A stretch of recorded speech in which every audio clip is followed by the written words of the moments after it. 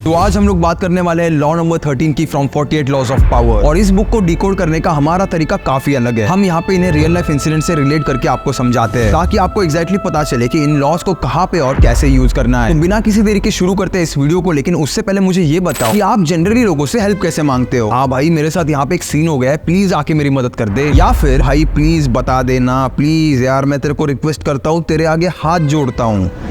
ऐसा तो नहीं करते। कई बार अगर हम लोग किसी प्रॉब्लम में फंस जाए तो ये हमारी थिंकिंग को काफी ज्यादा अफेक्ट करता है। उसी की वजह से आप चीजों को एनालाइज नहीं कर पाते और ये चीज समझ नहीं पाते कि आपको किससे हेल्प मांगनी है और कैसे हेल्प मांगनी है। एंड 99% ऑफ द टाइम आप गलत तरीके से लोगों से हेल्प मांगते हो। जैसे थोड़ी देर पहले मैंने एग्जांपल्स में बताया, अगर आप उस तरीके से किसी से हेल्प मांगते हो, चाहे वो आपका कितना भी करीबी दोस्त क्यों ना हो या फिर आपका भाई भी क्यों ना हो, कभी भी अगर आप किसी से इस तरीके से हेल्प मांगोगे तो वो उस इंसान को एक पेडिस्टल पे ला के रखेगा। और शायद आपको ये चीज प्रेजेंट मोमेंट में इतनी अफेक्ट ना करे, बट धीरे धीरे करके विद टाइम ये चीज बहुत ज्यादा एम्पलीफाई होती जाती है और देखते ही देखते सामने वाला इंसान आपके सिर के ऊपर कब चढ़ जाए आपको पता भी नहीं चलता। बट फिर बात आती है कि हेल्प मांगने का सही तरीका क्या है। देखो, किसी सिचुएशन में अगर आप अटके हुए हो और आपको हेल्प चाहिए तो जरूरी नहीं है ना कि वहां पे आपको मिजरेबल दिखना है या फिर आपको किसी के सामने कमजोर दिखना है। आज के डेट में लोग इस चीज को भूल चुके हैं कि हेल्प कैसे मांगी जाती है। वो हेल्प मांगना कम और गिड़गिड़ाना ज्यादा, या फिर अगर मैं करेक्ट वर्ड यूज करके कहूँ तो भीख मांगना ज्यादा लगता है। शायद से आप में से कुछ लोगों को ये बात थोड़ी सी चुभ जाए, बट जैसे कि मैंने इस लॉ की सीरीज को शुरू करने से पहले ही कह दिया था कि इतनी ट्रांसपेरेंसी से आपको चीजें और कोई भी इंसान नहीं बताएगा। तो थोड़ा स्ट्रांग हो जाओ और आगे की बातों को ध्यान से सुनो। Introducing to you law number 13 from 48 laws of power. When asking for help, appeal to people's self interest and never to their mercy or gratitude. यानी अगर आपको किसी से हेल्प मांगनी है तो सामने वाले इंसान को कभी ऐसा नहीं लगना चाहिए कि वो आप पे कुछ एहसान कर रहा है, बिकॉज इस एहसान के बोझ के नीचे आप दबते रहोगे और फिर एक पॉइंट के बाद अगर सामने वाले की गलती भी क्यों ना हो तो आप उसे कुछ कह नहीं सकोगे। तो इसी वजह से उस चीज को टारगेट करो जिसमें सामने वाला भी इंटरेस्टेड हो। अगर आपको आसान भाषा में समझाओ तो एक हाथ से दो और दूसरे हाथ से लो। क्लियर कट चीज है, अगर आप किसी से हेल्प ले रहे हो तो बदले में उसे कोई ना कोई चीज प्रॉमिस करो ताकि उसे कभी ऐसा ना लगे कि वो आपके ऊपर कुछ एहसान कर रहा है। अब मुझे आगे बढ़ने से पहले और एक सवाल का जवाब दो। आप लाइफ में किससे हेल्प मांगते हो? तो आप कभी भी लाइफ में उसी इंसान से हेल्प मांगते हो जो आपसे थोड़ा सा ऊपर है, चाहे वो फाइनेंशियली हो या फिर इन टर्म्स ऑफ पावर हो या फिर इन टर्म्स ऑफ कनेक्शन। कोई ना कोई चीज सामने वाले में ऐसी जरूर रहेगी जिसकी वजह से आप हमेशा उसी को कॉल करते हो। अब ऐसे मोमेंट्स पे वीक दिख के आना is a very common thing. Obviously बात है, अगर आप इधर हो और वो बंदा यहाँ पे, तो ये जो बीच का डिफरेंस है ना, वो पावर का गेम पूरी तरह बदल देता है। देखो, एक चीज को अच्छे से समझो, मैं आपको ऐसा नहीं कह रहा हूँ कि कभी किसी से हेल्प ही मत मांगो, बस उसे मांगने का तरीका चेंज करना है ताकि सामने वाले को हम लोग थोड़े वीक ना लगे। अब इसमें सही तरीके से हेल्प कैसे मांगते हैं वो जानने से पहले आपको ये समझना पड़ेगा कि ऐसी कौन सी गलती है जो आप डे टू डे लाइफ में कॉन्शियसली अनकॉन्शियसली करते हो जो इस पावर की गेम को मैनिपुलेट कर रही है। Point number 1, never ask people to reciprocate. यानी आपको कभी भी उनको ऐसा नहीं कहना है कि भाई याद है मैंने उस टाइम पे तेरी मदद की थी, तो यार इस बार मेरे लिए तो इतना कर ही सकता है ना। तो ये चीज आपको कभी भी नहीं कहनी है, क्योंकि इस तरीके से आप अगर कभी भी हेल्प मांगोगे तो आप एक ऐसे इंसान दिख के आओगे जो चीजों को हमेशा याद रखता है। वो खुद किसी की हेल्प करने के लिए हेल्प नहीं कर रहा, वो इस वजह से दूसरों की हेल्प कर रहा है ताकि आगे चल के वो किसी से कुछ बदले में मांग सके। तो याद रखना, चाहे कुछ भी हो जाए, आपको ऐसा इंसान कभी दिख के नहीं आना है। या आपकी इमेज को काफी ज्यादा डिग्रेड करेगा और हार्म करेगा। देखो, इस चीज को बड़े क्लियरली और अच्छे से समझ लेना कि आप चाहे लाइफ की किसी भी प्रॉब्लम में क्यों ना हो, आप में खुद में उतनी पोटेंशियल है कि आप उस प्रॉब्लम से खुद से निकल सकते हो। आपको एक्चुअली में किसी की हेल्प की कभी जरूरत ही नहीं होती। और अगर आप इसे कन्विंस कराना सीख गए तो वो आपके सामने ऐसे हजार तरीके रख देगा जिसे यूज करके आप उस प्रॉब्लम से इजीली निकल सकते हो। एंड नंबर 3, छोटी छोटी चीजों पे हेल्प मांगना बंद कर दो। भाई ये दे दे, वो दे दे, ये करके दे, वो करके दे। अगर आप ऐसी हरकतें करोगे ना तो आप काफी ज्यादा नीडी इंसान दिखोगे, और कोई भी नीडी इंसान ना किसी को भी अपने आसपास कभी पसंद नहीं होता। तो उसी वजह से अपनी सेल्फ रिस्पेक्ट की थोड़ी रिस्पेक्ट करो और प्लीज ऐसे लोगों के सामने नीडी मत दिख के आना। ये तो हो गए सारे गलत तरीके।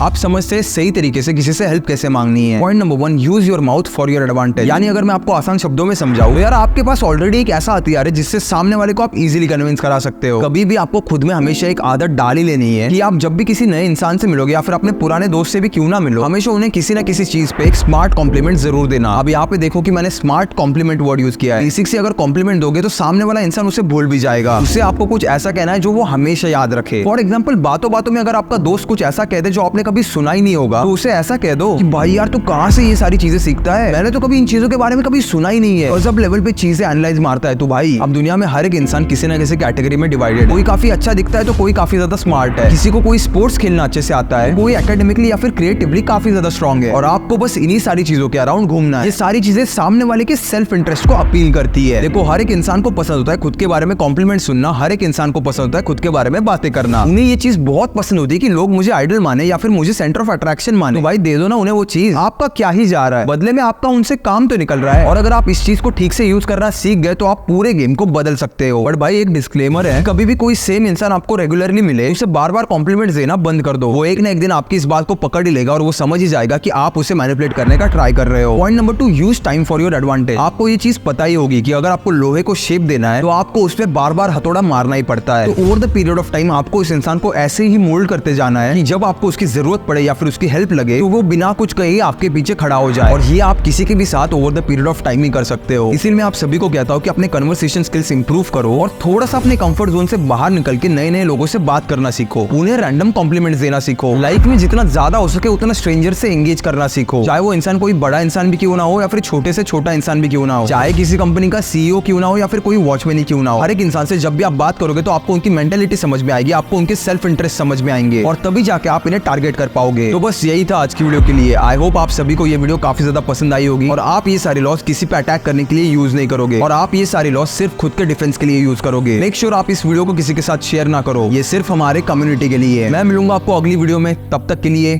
Keep inspiring.